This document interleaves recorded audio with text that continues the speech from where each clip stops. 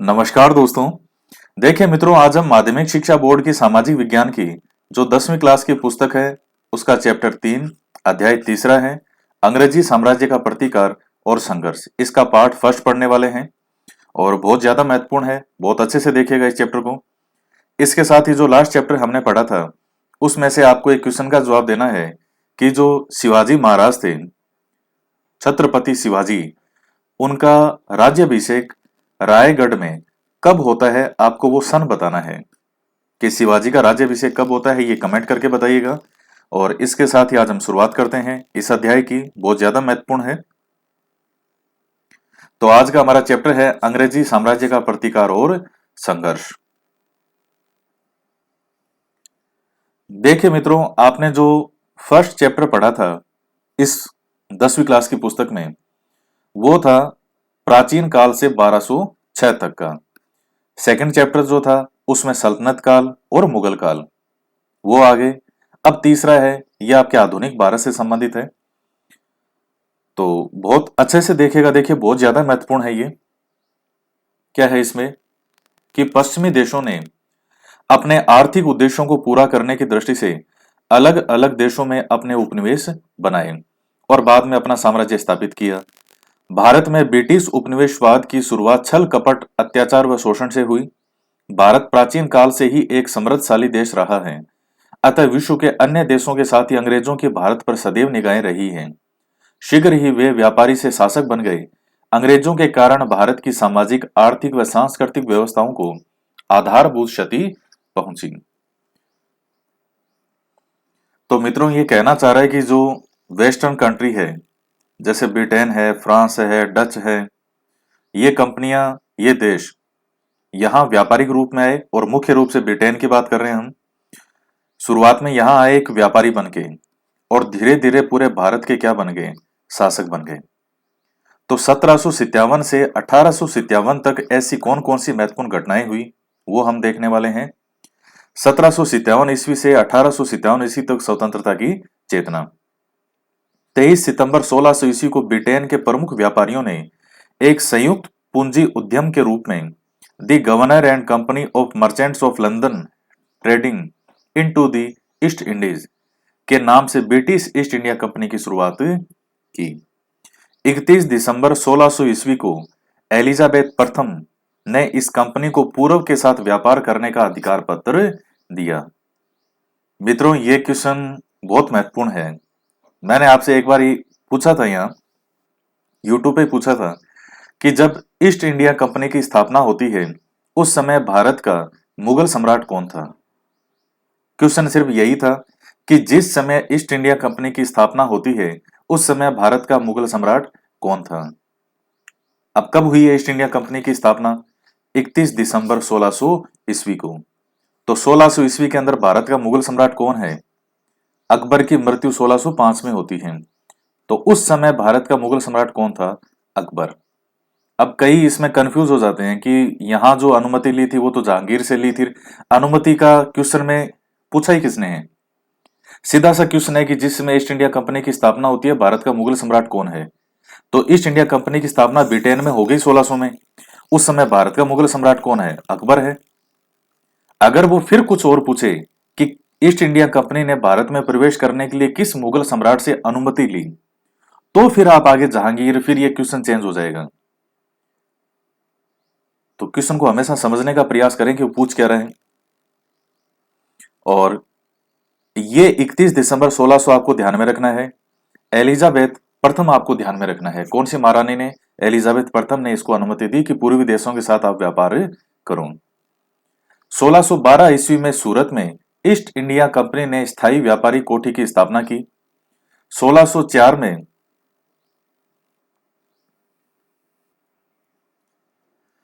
तो चेन्नई में fort Saint George किले का निर्माण किया। मित्रों, इसमें अब एक गलती है, कुछ मिस्टेक है इन बुक्स के अंदर जिनको सही नहीं किया गया है। ये जो 1604 इसने लिख रखा है ये गलत है। ये 1604 नहीं है, ये 1644 है। आप इसको सही कर लीजिएगा कि 1644 में मद्रास चेन्नई में फोर्ट सेंट जॉर्ज किले का निर्माण किया गया। ये 1644 है, ना कि 1604। ये गलत प्रिंट हुआ है, इसको सही नहीं किया गया है, 1644 होगा। 1717 ईस्वी में मुगल बादशाह है फर्रुख सिहर से एक फरमान पत्र प्राप्त कर कंपनी ने 38 गांवों की जमींदारी प्राप्त कर ली। 3000 रुपए नजराने के बदले में कंपनी के माल को सीमा शुल्क से मुक्त कर दिया गया और चुंगी शुल्क मुक्ति के लिए अंग्रेजों को 10 तक विशेष अनुमति पत्र जारी करने का अधिकार दिया गया। मित्रों, अगर आपने ऑनलाइन टेस्ट सीरीज वाली अगर ज्वाइन कर रखी हो, उनमें से कोई मित्र अगर ये वीडियो देख रहा हो, तो जो टेस्ट नंबर 16 है, टेस्ट संख्या 16, उसमें आपको मैंने एक क्वेश्चन दिया है और उसमें यह पूछा था कि फर्रुख सियर ने जो है अंग्रेजों को दस्तक का अधिकार दिया था, या दस्तक जो है एक ये विशेष अनुमति पत्र था, ये जारी किया था। तो किसके द्वारा जारी किया गया था? ये फर्रुख सियर के द्वारा जारी किया गया था। तो ये वही है, और ये दस्तक जो है इसने भी मुगल साम्राज्य के पतन में बहुत महत्वपूर्ण भूमिका निभाई, पूरी तरह बर्बाद कर दिया उसको। देखिए, एक अलग से दस्तक पत्र, अंग्रेज बहुत ज्यादा क्या थे, चालाक थे, चालाक, तेजतरार, लोमड़ी जैसे। अब इन्होंने फर्रुख सियर से वो दस्तक पत्र जारी तो करवा लिया, अब इनको टैक्स ये सब फ्री है, इन्होंने ये आगे भी लोगों को बांटना शुरू कर दिया। खुद तो फ्री किया ही किया, लोगों को भी बांटना शुरू कर दिया। तो खुद का बेनिफिट कर रहे हैं, सरकार को घाटा हो रहा है, सरकार पूरी तरह से खाली हो रही है। तो जो पॉलिसी थी, दस्तक पत्र एक विशेष अनुमति पत्र है। ये मान लीजिए कोई पेज है, कोई पेपर है, और उस पे सम्राट ने जारी कर दिया कि इनका अंग्रेजों का कोई टैक्स या चुंगी कर या सीमा शुल्क से इनको फ्री है, कोई इनका कर नहीं लगेगा। तो अंग्रेजों ने उसको अपने फायदे के लिए कई लोगों को बांटा। कंपनी ने अपना ध्यान बंगाल पर अधिक केंद्रित किया। 1757 ईस्वी से पूर्व अंग्रेजों ने अन्य यूरोपीय कंपनियों को पराजित कर अपनी सर्वोच्चता स्थापित कर ली। मुगलों से फरमान प्राप्त करने के बाद ईस्ट इंडिया कंपनी का बंगाल में हस्तक्षेप बढ़ गया। 10 अप्रैल 1756 ईस्वी को बंगाल के नवाब अली वर्दी खान की मृत्यु हो गई।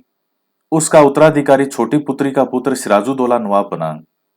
यानी अली वर्दी खान का जो ये सिराजुद्दौला क्या लग गया, दोहिता था ये। मित्रों, ये जो अली वर्दी खान है, ये बहुत ही इंटेलिजेंट आदमी था, अच्छा नवाब था, और ये जब तक अली वर्दी खान था तब तक अंग्रेज कोई हस्तक्षेप अपना नहीं बढ़ा पाए। और ये मरने से पहले सिराजुद्दौला को बोल करके भी गया था कि दुनिया में चाहे किसी पर भी विश्वास कर लेना, लेकिन इन अंग्रेजों पे कभी भरोसा मत करना। ये उन मधुमक्खियों का जो छाता होता है, उन छाते की तरह है। एक तो इन पर भरोसा मत करना, और एक इनको खुद चला करके कभी छेड़ना मत। यानी जो मधुमक्खियों का होता है छाता, उसको जब तक आप नहीं छेड़ते, मधुमक्खियां आप पर आक्रमण नहीं करती। आपने मधुमक्खियों के जो छाता है उसको छेड़ दिया तो सारी मधुमक्खियां आपकी चिपट जाएगी। तो ये कई बातें सिराजुद्दौला को समझा करके गया था। तो जब तक अली वर्दी खान था तब तक अंग्रेज अपना हस्तक्षेप नहीं बढ़ा पाए।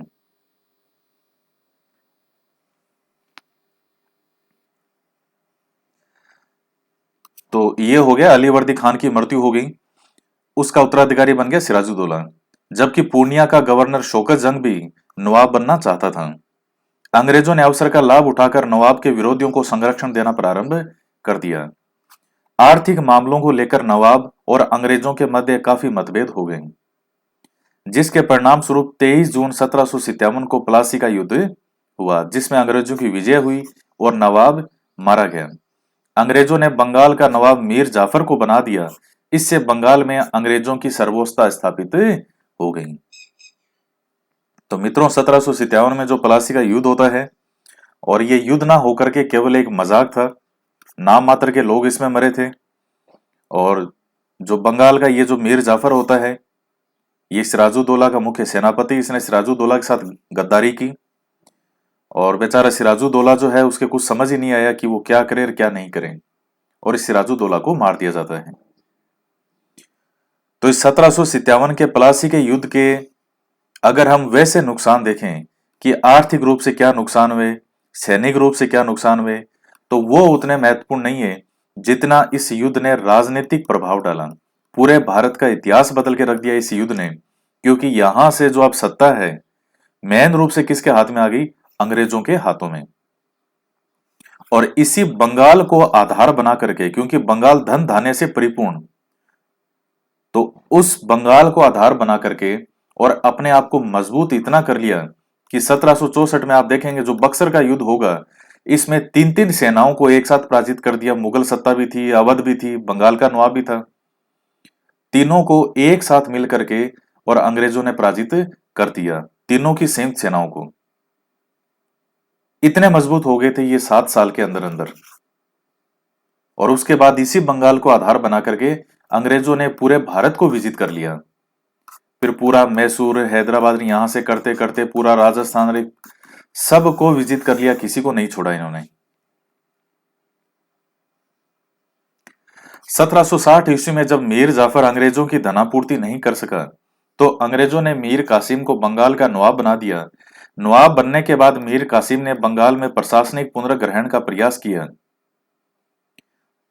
लेकिन भ्रष्टाचार व ब्रिटिश हस्तक्षेप के कारण उसे सफलता नहीं मिली। मित्रों, अंग्रेजों ने मीर जाफर को हटाने के बाद मीर कासिम जो था उसको बनाया था, लेकिन अंग्रेजों ने जो सोचा था कि ये भी हमारे हिसाब से चलेगा, उस हिसाब से चीजें हुई नहीं। मीर कासिम भी बहुत इंटेलिजेंट आदमी था, एक सामान्य सैनिक से इसने अपना जीवन शुरू किया था और यहां तक बंगाल के नवाब तक पहुंच गया। इसने कई अच्छी चीजें की। पहले तो ये अंग्रेजों से दूर हुआ, इसने अपनी राजधानी परिवर्तन की और कई इसने सुधार के लिए कोशिश की। जब अंग्रेजों को लगा कि अब ये हमारे कहने में नहीं है, तो इनके मतभेद भी बढ़ते गए और 22 अक्टूबर 1764 को बक्सर का युद्ध हुआ, जिसमें नवाब की पराजय हुई और अंग्रेजों की विजय हुई। यह युद्ध भारतीयों के लिए अधिक घातक सिद्ध हुआ। इस युद्ध के बाद अंग्रेजों को बंगाल, बिहार, उड़ीसा के दीवानी अधिकार जो है वो अंग्रेजों को प्राप्त हो गए। इससे भारत के उद्योगों और व्यापार को भी हानि पहुंची।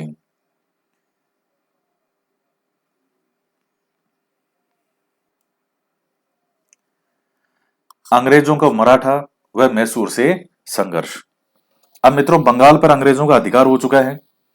18वीं शताब्दी में भारत में मराठा शक्ति एक प्रमुख शक्ति के रूप में स्थापित हो चुकी थी, लेकिन 14 जनवरी 1761 के पानीपत के युद्ध के बाद मराठों की शक्ति कमजोर होगी। जो तीसरा पानीपत का युद्ध होता है, एक फिल्म भी बनी थी पानीपत नाम से अभी कुछ टाइम में पहले ही, तो उसमें 1761 में जो पानीपत का युद्ध होगा, अहमद शाह अब्दाली और मराठों के बीच, मराठों की बड़ी भयंकर हार हुई थी, बड़ी भयंकर पराजय हुई थी। इसमें 30,000 मराठा तो पूरी तरह खत्म हो गए थे।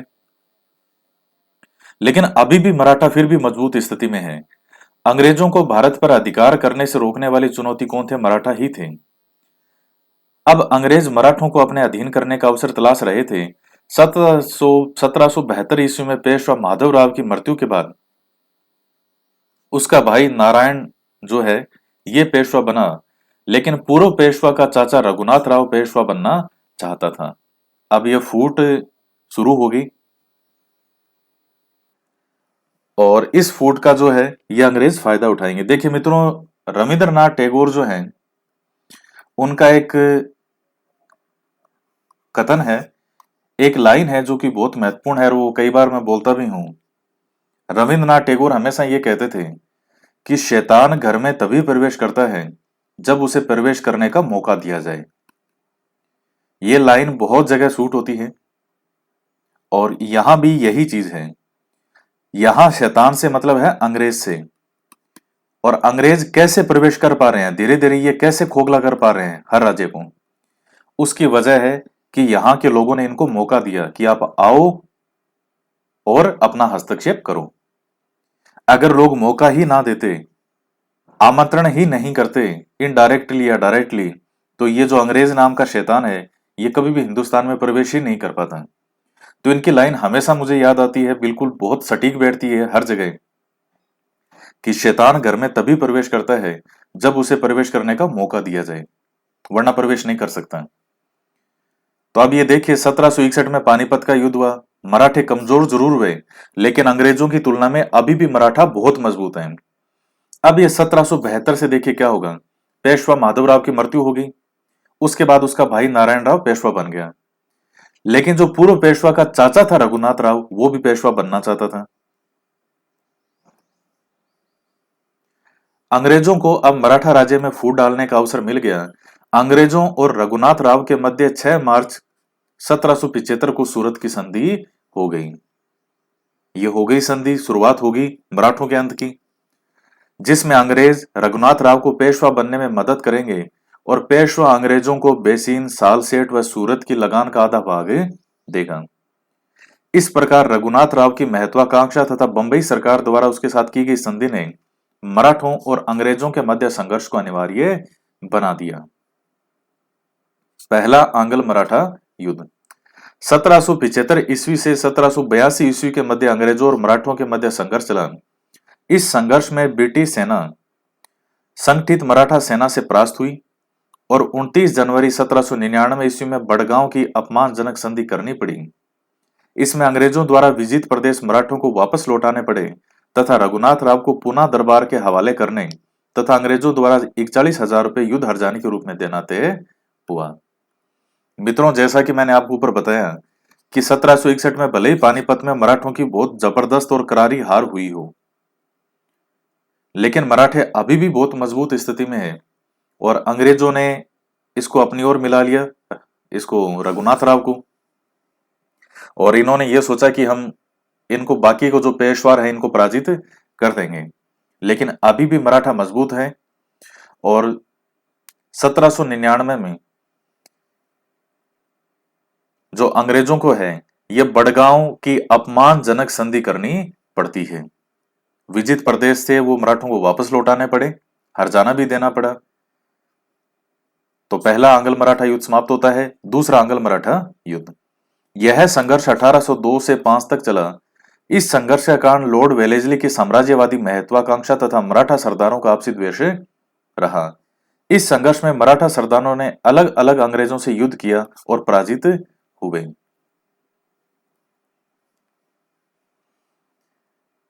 दक्षिण भारत में भोसले ने संघर्ष किया और 1803 में अमरगांव के युद्ध में पराजित होने पर 1803 को अंग्रेजों से देवगांव की संधि कर ली। लालवाड़ी के युद्ध में सिंधिया पराजित हुआ और 30 दिसंबर 1803 ईस्वी में सुरजी अर्जुन गांव की संधि हुई। होलकर और अंग्रेजों के मध्य संघर्ष अनिर्णित रहा, लेकिन दोनों पक्षों के मध्य जनवरी 1806 ईस्वी को राजघाट की संधि हुई, जिसके अनुसार होलकर ने चंबल नदी के उत्तरी क्षेत्र पर अपना अधिकार छोड़ दिया तथा राजपुताने के में आंतरिक हस्तक्षेप नहीं करने का वचन दिया। तो मित्रों, इनकी हार की मराठों की शुरुआत हो चुकी है, पराजय की। तो मित्रों, ये सभी मिलकर के एक साथ अगर युद्ध करते मराठा तो एक अलग ही कहानी होती, लेकिन चूंकि अब सब अलग अलग बिखर गए, अलग अलग जगह बैठ रहे हैं, होलकर अलग जगह है, भोसले अलग जगह है, सिंधिया अलग जगह है, तो ये पराजित हो गए। तीसरा आंग्ल मराठा युद्ध, भारत में अंग्रेजों की सर्वश्रेष्ठता बनाए रखने के लिए 13 जून 1817 को पेशवा के साथ तथा 5 नवंबर 1817 को सिंधिया के अंग्रेजों के साथ अपमानजनक संधि करनी पड़ी। इन अपमानजनक बंधनों को तोड़ने के लिए मराठों ने संघर्ष आरंभ कर दिया, लेकिन पेशवा की किरकी भोंसले की सीतवर्डी तथा होलकर की महिंदपुर स्थान पर पराजय हुई। 1818 को मेलकाम ने पेशवा के साथ संधि की, जिसके अनुसार पेशवा पद समाप्त कर दिया गया और 8 लाख की पेंशन देकर के बिठूर भेज दिया, जहां 1852 ईस्वी में इसकी मृत्यु हो गई। इस प्रकार अंग्रेजों ने अपनी कूटनीति फूट डालो राज करो की नीति से मराठों को संघर्ष में पराजित कर दिया। तो मित्रों, अब ये मराठे समाप्त हो चुके हैं, अब नाम मात्र के लिए आगे चलेंगे और अंग्रेजों ने पूरे मराठा साम्राज्य को भी विजित कर लिया। यही एक बड़ी शक्ति थी उस समय जो अंग्रेजों का सामना कर सकती थी, लेकिन अंग्रेजों ने देखिए कैसे धीरे धीरे कहां 1818 में आकर के और ये समाप्त कर रहे हैं, जबकि 1775 से ये युद्ध मराठों से शुरू कर चुके हैं। तो 25 साल वो युद्ध हो गए 1800 तक और 40 43 44 साल तक अंग्रेजों ने मराठों से लगातार जो है वो संघर्ष करते रहे। अंग्रेज धीरे धीरे कैसे किसको तोड़ना है, कैसे किसको पराजित करना है, किस में फूट डालनी है, और 1775 से हस्तक्षेप युद्ध करते करते और यहाँ 1818 तक आते आते पूरी तरह से मराठों को समाप्त कर दिया। तो ये 3 आंग्ल मराठा युद्ध होते हैं तो आपसे ये कौन सी किस किस के बीच में हुई, संधियां कौन कौन सी किस समय हुई, ये सब आपको ध्यान में रखनी है। अब आता है आंग्ल मैसूर संघर्ष। अब आगे है आंग्ल मैसूर संघर्ष। मैसूर दक्षिण में 1761 ईस्वी में हैदर अली ने मैसूर के राजा नंदराज से सत्ता छीन ली और सर्वेसर्वा बन गया। 1776 ईस्वी को मैसूर के राजा की मृत्यु के बाद अपने को शासक घोषित कर दिया। अंग्रेजों की साम्राज्यवादी महत्वाकांक्षा में हैदर अली खटकने लगा। अतः अंग्रेजों ने मराठों और निजाम के साथ मिलकर, ये जो हैदराबाद का निजाम था, हैदर अली के विरुद्ध संगठन बनाया। लेकिन हैदर अली ने कूटनीति से मराठों को युद्ध में क्या कर दिया, न्यूट्रल कर दिया, तटस्थ, और निजाम को प्रादेशिक लोभ देकर अपनी ओर मिला लिया। 1867 ईस्वी में हैदर अली ने ब्रिटिश प्रभाव वाले क्षेत्रों पर आक्रमण कर दिया। अंत में अंग्रेज पराजित हुए और लाचार अंग्रेजों को हैदर अली के साथ 4 अप्रैल 1769 को मद्रास की संधि करनी पड़ी। इस संधि के अनुसार एक दूसरे के जीते हुए प्रदेश भी वापस से लौटा दिए। मित्रों, इसमें एक मिस्टेक और है, वो आप थोड़ा ध्यान में रखिए। ये 1776 यहां नहीं होगा, ये 1766 है। तो कई मिस्टेक इसमें प्रिंटिंग प्रेस है जिनको वेरीफाई जो है वो ढंग से नहीं देखा गया है इसमें। तो ये 1766 है यहाँ पर। तो देखिए, हैदर अली जो है वो बहुत ही इंटेलिजेंट आदमी था और सारे गुण थे इसमें एक सुल्तान, एक शासक बनने के। तो जब तक हैदर अली जिंदा था तब तक अंग्रेजों के लिए हमेशा सिरदर्द ही रहा। लेकिन इसके मरने के बाद में जो इसका बेटा है टीपू सुल्तान, वो बहुत ही इंटेलिजेंट, वीर, अच्छा खासा पढ़ा लिखा था। लेकिन जो कूटनीतिकता हैदर अली में थी, देखिए हैदर अली अनपढ़ था। कहते हैं कि शिक्षा जो है वो आगे करती है या जो विकास, लेकिन यहां ये सारे आंकड़े फेल हो जाते हैं। अकबर अनपढ़ था लेकिन महानतम सम्राटों में आता है। मोहम्मद बिन तुगलक जो है वो सल्तनत काल का सबसे ज्यादा पढ़ा लिखा सुल्तान था। उसको सनकी, रक्त पिपासु, पागल, पता नहीं क्या क्या कहा जाता है। हैदर अली यहां अनपढ़ था लेकिन इसने अंग्रेजों की एक नहीं चलने दी। जो जो अंग्रेजों ने कूटनीतिकता इस्तेमाल की, इसने उन्हीं कूटनीतिकताओं का सबका जवाब दिया अपने दिमाग से और अपनी सूझबूझ से। टीपू सुल्तान बहुत ज्यादा वीर है, कोई कमी नहीं है युद्ध में, योद्धा में बहुत ही वीर योद्धा है। लेकिन लेकिन हैदर अली में जो कूटनीतिकता थी वो टीपू सुल्तान में नहीं थी। हैदर अली ने जिस तरह से किस शासक को जोड़ना है, किसको हटाना है, किसको न्यूट्रल रखना है, किसको पैसा देकर के अलग करना है, किसी को जमीन देकर के अलग करना है, वो कूटनीतिकताएं जो है वो टीपू सुल्तान में नहीं थी। तो आगे देखते हैं हम। ये मैंने आपको कुछ बेसिक चीजें बताई हैं। तो पहला आपको बता दिया कि जो मैसूर है इसमें अंग्रेजों ने कोशिश कर ली लेकिन ये हैदर अली को पराजित नहीं कर पाए। इसने कैसे अलग अलग तोड़ा, देखिए, जो कूटनीति से मराठों को न्यूट्रल कर दिया, निजाम को भी जमीन का लाभ देकर के अपनी ओर मिला लिया, अंग्रेजों को अकेला कर दिया और ब्रिटिश प्रभाव वाले क्षेत्रों पर आक्रमण कर दिया और अंग्रेजों को पराजित कर दिया। तो लाचार अंग्रेजों को इसके साथ संधि करनी पड़ी, मद्रास की संधि। दूसरा आता है आंग्ल मैसूर संघर्ष। आंग्ल मैसूर संघर्ष, अंग्रेज प्रथम संघर्ष की हार का बदला लेना चाहते थे। हैदर अली अंग्रेजों के गुंटूर पर अधिकार से नाराज था। अतः हैदर अली ने निजाम व मराठों के साथ मिलकर अंग्रेजों के विरुद्ध युद्ध किया। जुलाई 1780 में युद्ध प्रारंभ हो गया। हैदर अली को सफलता मिल रही थी लेकिन 7 दिसंबर 1782 को हैदर अली की मृत्यु हो गई। यह बहुत बड़ा नुकसान था तथा कार्यभार उसके पुत्र टीपू सुल्तान पर आ गया। टीपू ने 1 वर्ष तक युद्ध जारी रखा लेकिन दोनों पक्षों ने युद्ध से परेशान होकर 11 मार्च 1784 को मैंगलोर की संधि कर ली और एक दूसरे के विजित प्रदेश वापस कर दिए। अंग्रेजों ने मैसूर के मामले में दखल नहीं देने का वचन दिया। तो मित्रों, यही मैं कह रहा था कि एक शासक के लिए व्यवहारिक समझ का होना आवश्यक है। वो कितना पढ़ा लिखा है या नहीं है, ये पढ़ा लिखा होना या किताबी ज्ञान एक अलग चीज है, लेकिन शासन करने वाला व्यक्ति होता है उसको व्यवहारिक समझ होना बहुत जरूरी है। किस देश से कैसे संधि करनी है, किससे कैसे बात करनी है, किस पर आक्रमण करना है, किसको कैसे शांत करना है, ये चीजें व्यवहारिक होती हैं। तो इतिहास में जिसने व्यवहारिकता का इस्तेमाल किया वो सबसे सफल शासक सिद्ध हुआ है। और जो बहुत ज्यादा पढ़े लिखे थे वो बेचारे पता नहीं क्या क्या नाम से पुकारे गए, कोई रक्त पिपासु, कोई सनकी, कोई कुछ। तृतीय, अंग्रेज मैसूर संघर्ष। तीसरा, ये मैसूर संघर्ष का कारण अंग्रेज मैसूर का प्रभाव समाप्त करना चाहते थे। दूसरी ओर टीपू जो है ये मालाबार की सुरक्षा हेतु कोचीन में स्थित डच दुर्ग कागनूर व आईकोट को खरीदना चाहता था, लेकिन अंग्रेज समर्पित ट्रावनकोर के राजा ने इन्हें खरीदकर टीपू को नाराज कर दिया।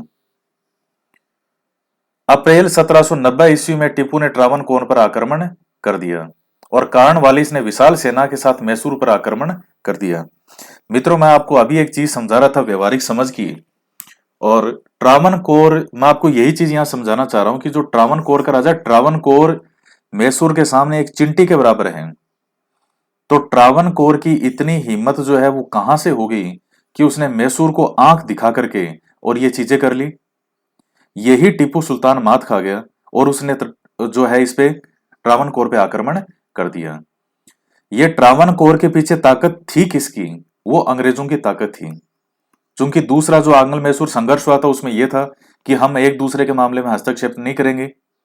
अंग्रेज बार बार मौका खोज रहे थे आक्रमण करने के लिए, और ट्रावनकोर जैसा एक चिंटी सा राज्य अगर मैसूर को आंख दिखा रहा है तो ये मैसूर को यानी टीपू सुल्तान को ये चीज समझनी चाहिए थी कि एक हाथी के सामने एक छोटी सी ये चींटी आंख दिखा कैसे रही है। सीधी सी बात है, उसके पीछे किसी का सपोर्ट है, कोई तो है जो उसको सपोर्ट कर रहा है। लेकिन टीपू सुल्तान ने इस चीज पर ध्यान नहीं दिया और उसने त्रावणकोर पर आक्रमण कर दिया, और अंग्रेजों ने फिर बीच में अपना हस्तक्षेप किया और विशाल सेना के साथ में आक्रमण कर दिया टीपू पर। तो ये जो ट्रावनकोर है ये तो केवल एक मोहरा बना। इसमें आप जब डिटेल में पढ़ते हैं, जो अच्छी किताबें हैं, ऑथेंटिक किताबें हो, तो उनमें आपको ये चीजें सब समझेंगे आप कि क्या क्या चीजें होती थी, कैसे होती थी। तो कार्नवालिस ने विशाल सेना के साथ मैसूर पर आक्रमण कर दिया। टीपू ने वीरतापूर्वक मुकाबला किया, लेकिन अंत में 23 फरवरी 1792 ईस्वी को श्री रंगपट्टनम की संधि करनी पड़ी। इस संधि से मैसूर का आधा भाग चला गया और युद्ध क्षति के रूप में 3 करोड़ की राशि अंग्रेजों को देनी पड़ी, और अपने 2 पुत्रों को बंधक के रूप में अंग्रेजों को पास रखना भी स्वीकार करना पड़ा। तो आप समझ सकते हैं कि कितनी ये अपमानजनक संधि है। तो ये तीसरा अंगल मैसूर जो है ये युद्ध हो गया। अब चौथा है अंग्रेजों और मैसूर का कौन सा युद्ध होगा? चौथा, चतुर्थ अंगल मैसूर युद्ध। 1798 ईस्वी में ईस्ट इंडिया कंपनी का गवर्नर लॉर्ड वेलेजली आया था। वेलेजली एक साम्राज्यवादी गवर्नर जनरल था। उसने निश्चय किया कि टीपू को पूर्णतया समाप्त कर दिया जाए अथवा उसे पूर्णतया अपने अधीन कर लिया जाए। इस उद्देश्य की पूर्ति करने के लिए वेलेजली ने सहायक संधि करने का सहारा लिया। टीपू सुल्तान ने सहायक संधि को अस्वीकार कर दिया। अप्रैल 1799 में टीपू के विरुद्ध अभियान प्रारंभ किया गया और 4 मई 1799 ईस्वी को श्री रंगपट्टनम का दुर्ग जीत लिया और मैसूर की स्वतंत्रता समाप्त हो गई। और इस प्रकार टीपू जो है वो संघर्ष करता हुआ मारा गया। तो मित्रों, इस प्रकार से ये 4 जो हैं, देखिए अंग्रेजों के मराठों के साथ 3 युद्ध होंगे और मैसूर के साथ जो है वो 4 युद्ध होंगे। मराठों के साथ 3, मैसूर के साथ 4। तो अंग्रेजों ने छल, बल, कूटनीति, फूट डालो, राज करो, जितनी वो नीति अपना सकते थे उतनी अपनाई। तो टीपू सुल्तान है एक बहुत ही वीर शासक है, योद्धा है। टीपू में बहुत से गुण थे। जब आप टीपू को डिटेल में पढ़ेंगे, टीपू सुल्तान के अंदर बहुत सी योग्यताएं थी। जमाने के साथ मॉडर्न तरीके से चलने वाले लोगों में से था। ऐसे ऐसे सैनिक भर्ती किए इसने। लेकिन ये समस्या यही आ गई कि जो व्यवहारिक समझ हैदर अली में थी वो व्यवहारिक समझ टीपू सुल्तान में नहीं थी। उसका खामियाजा भी मैं आपको बता चुका हूं कि टीपू ने ट्रावनकोर जैसे एक छोटे से राज्य पे आक्रमण कर दिया। तो उसने भी पहले, ट्रावनकोर ने भी पहले हिम्मत दिखाई। तो टीपू को वहां विचार करना चाहिए था कि एक चिंटी सा राज्य मुझे आंख कैसे दिखा रहा है। क्या ये नहीं जानता कि ये आंख दिखाएगा तो मैं इस पे आक्रमण करूंगा? तो कोई तो सपोर्ट होगा उसके पीछे। तो ये चीजें व्यवहारिक समझ की चीजें होती है, और वहीं अक्सर आदमी मात खाता है, पूरे राज्य के राज्य, पूरे साम्राज्य के साम्राज्य खत्म है हो जाते हैं। तो दोस्तों, आज के वीडियो में इतना ही। चतुर्थ आंग्ल मैसूर युद्ध है, ये समाप्त होता है। अब आगे हम पढ़ेंगे पंजाब के साथ संघर्ष। तो अंग्रेजों के जो सिखों के साथ संघर्ष है वो नेक्स्ट चैप्टर में पढ़ेंगे। तो आज का वीडियो यहीं समाप्त होता है, और वीडियो को लाइक जरूर करें, ज्यादा से ज्यादा शेयर करें, और आपसे क्वेश्चन जो पूछा था उसका जवाब जरूर बताइएगा। और अब ये हिस्ट्री कोई ज्यादा नहीं है, बड़े बड़े चैप्टर थे वो आपके सारे समाप्त हो चुके हैं। अब जल्दी ही ये आपकी हिस्ट्री कंप्लीट होने वाली है, इसके बाद हम ज्योग्राफी शुरू करने वाले हैं। तो मिलते हैं नेक्स्ट वीडियो में एक नए टॉपिक के साथ। जय हिंद, जय भारत।